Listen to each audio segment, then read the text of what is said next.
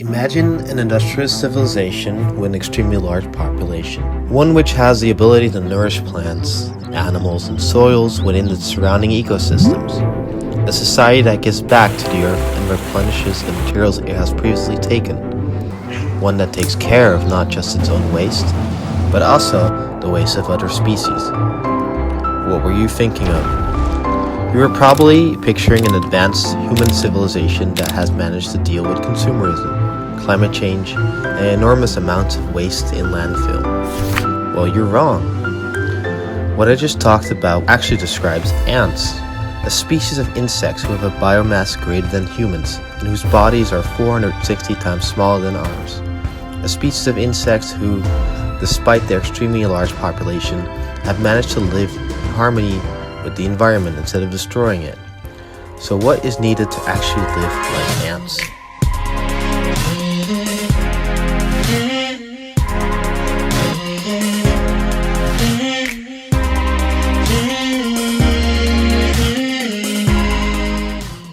This way in which ants live, by replenishing the earth and looking after the environment, is known as a cradle-to-cradle system.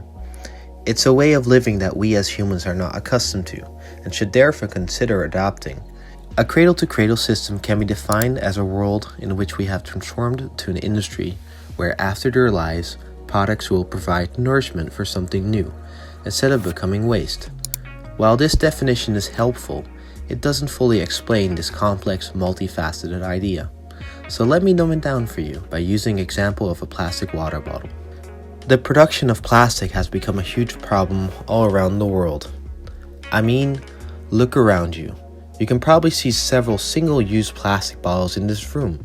And while you may think, I don't need to worry, because Utrecht University recycles their plastic, you're wrong. You should be worried. Only 29% of all plastic bottles are actually recycled. That means that 71% of the plastic bottles you see in this room end up in the environment. And even if your bottle is among the 29%, it will probably end up in the environment, because even the most recyclable plastics cannot be recycled indefinitely. I know it's a lot to take in, but please let me try to put your mind at ease.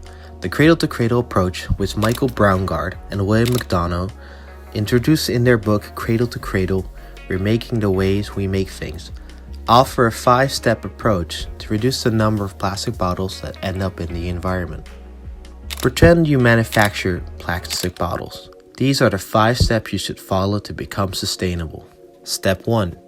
Get free of known culprits, meaning you need to start by turning away from substances which are known to be harmful. This includes substances that aren't just harmful to the environment, but also to human health. Things like antimony trioxide and phthalates, which are all found in PET plastic bottles and are known to be harmful to human health. Step 2. Follow informed personal preferences. Many products, including plastic bottles, contain ingredients which we don't know much about. When making your plastic bottle, you might find yourself having to choose between 2 lesser evils. Should I make my plastic bottle out of PP or out of PET? Both aren't great options. So instead of thinking which type of bottle you should make, think about it in terms of respect. Respect for those who make the product, for the communities near the factories, for those who handle the transport, and ultimately, for those who use it. Think about the bottle impact and let that help you make your decision. Step 3. Create a passive-positive list. This means making a list of every substance that you use to create your plastic bottles and take note of those which are considered unhealthy and which are healthy. For example, if the plastic bottle you currently make uses bisphenol A, a substance known to be toxic, write that down. Step 4. Activate the positive list. As Braungart and McDonough would say, this is where you stop trying to be less bad and start figuring out how to be good.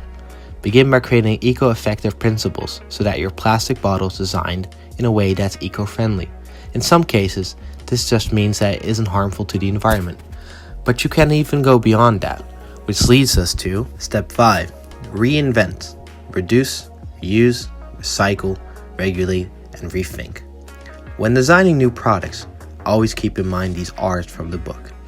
Infuse your bottle or whatever product you're making with properties that replenish the environment. Instead of zero emissions, it should release positive emissions. This is what it takes to live like ants. Let me help you visualize this idea by using some system thinking ideas. Here's a feedback loop with a normal bottle that doesn't follow these 5 steps. And here's one that does follow them. Do you see the difference? If you're following the 5-step method, then you'll find yourself with a sustainable bottle that's in line with the 6 R's we mentioned earlier. But if you haven't, then you're just adding on to the problem. And that's it. Those are the 5 steps. If you followed them, congrats. You're officially embracing the cradle-to-cradle model. Of course, it's not that simple. This cradle-to-cradle solution, which Braungart and McDonald offer, is too idealistic. It's probably quite unlikely that will completely change the society, like we discussed in class. Nothing happens until it happens. This doesn't mean it always has to be like this. We can take parts of this cradle-to-cradle solution and combine it with other technologies and ideas to push past this problem and grow as a species. We can model our societies by taking inspiration from the ant civilization and try to apply it to as many as the 5 steps as possible. We are already taking actions, such as replenishing streams and regrowing forests, but we need to upgrade the level at which we do these things. It won't be easy, but it can be done. Now let's get to work.